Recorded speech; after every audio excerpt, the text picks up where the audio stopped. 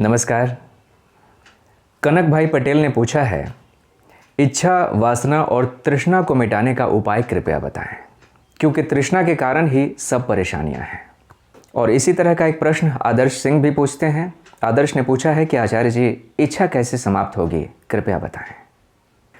कनक भाई पटेल और आदर्श, इच्छा को समाप्त करने की इतनी जिद क्यों है?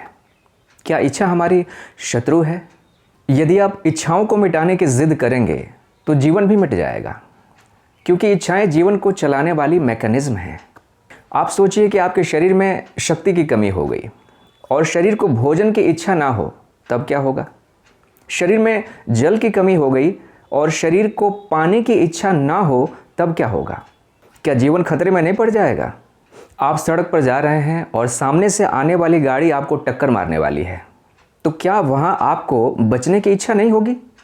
होगी ना? तो क्या ये सारी इच्छाएं गलत हैं और उनके कारण आपके जीवन में परेशानी आती है? वास्तव में इच्छाएं जीवन की मौलिक प्रेरणाएं हैं। यदि सारी इच्छाएं समाप्त हो जाएं तो जीने की इच्छा भी समाप्त हो जाएगी, और जीने की इच्छा का समाप्त होना अर्थात मृत्यु। तो पहली तो बात यह तय हुई कि इच्छाएं गलत नहीं हैं, बल्कि अनियंत्रित इच्छाएं गलत हैं। अनियंत्रित इच्छाओं के कारण परेशानियां आती हैं। जिन इच्छाओं को आप नियंत्रित कर लेते हैं उनसे तो आपको कोई परेशानी नहीं होती, लेकिन जो इच्छाएं नियंत्रण के बाहर जाने लगती हैं उनसे आपके जीवन में वास्तविक परेशानी आती है। तो परेशानी इच्छा में नहीं है, परेशानी हमारे नियंत्रण की शक्ति में है। जब कोई इच्छा हमारे नियंत्रण की शक्ति से बाहर जाने लगती है तो वहाँ हम बेचारे और दीनहीन अनुभव करते हैं, परतंत्र अनुभव करते हैं, और परतंत्रता का अनुभव दुखद होता है। यदि आप कहते हैं कि मुझे इच्छाओं का त्याग कर देना है, तो यह भी तो एक इच्छा ही हुई ना। इच्छा को त्यागने की इच्छा भी इच्छा ही है। इच्छाएं आपको इसीलिए परेशान करती हैं क्योंकि आप दुर्बल हैं, आपका मन दुर्बल है।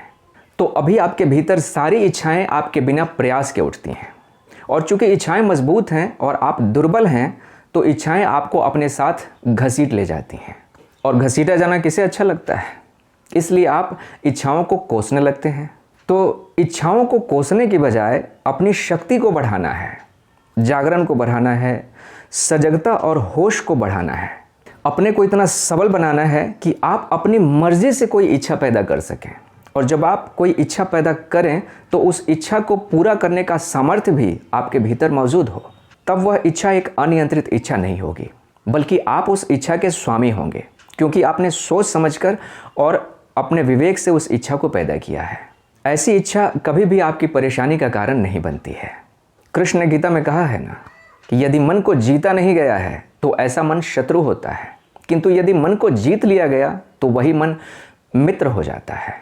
यदि आपने मन को जीता नहीं है तो ऐसा मन विचित्र इच्छाएं उत्पन्न करेगा और उन इच्छाओं के पीछे जाने को आपको विवश कर देगा। उनमें से बहुत सारी इच्छाएं गलत भी होंगी और आपके जीवन में दुख लाएंगी, किंतु एक बार आपने मन को जीत लिया, अर्थात उसे ठीक ठीक समझ लिया और स्वयं को मन से अधिक शक्तिशाली बना लिया, फिर मन की समस्त इच्छाओं के ऊपर आपका नियंत्रण हो जाता है। तब यदि मन कोई गलत इच्छा उठाता भी है तो आप तत्क्षण उस इच्छा का त्याग कर देते हैं, क्योंकि आपको पता है कि यह इच्छा दुख का कारण बनेगी। इसलिए मेरा कहना है कि इच्छाओं को मिटाने के प्रयास में मत लगिए, यह एक असंभव कृत्य है। इच्छा को नियंत्रित करने वाला तत्व हमारी सजगता है, हमारा होश है। बेहोशी में उत्पन्न की गई इच्छा ही कर्म बंधन का कारण बनती है, और होश में उत्पन्न की गई इच्छा मुक्ति का कारण बनती है। तो समस्या इच्छा में नहीं है, समस्या हमारी बेहोशी में है। छोटे बच्चे को चलने का ढंग नहीं है, वह चलते हुए कुर्सी से टकरा जाता है और गिर जाता है। उसे लगता है कि कुर्सी ने मुझे गिरा दिया। फिर वह रोता हुआ जाकर माँ से शिकायत करता है, माँ आकर कुर्सी की पिटाई कर देती है और बच्चा खुश हो जाता है। लेकिन मूल बात यह है कि बच्चे को चलने का सलीका अभी नहीं पता। जब वह चलने का सलीका सीख जाएगा तब कुर्सी को दोष नहीं देगा।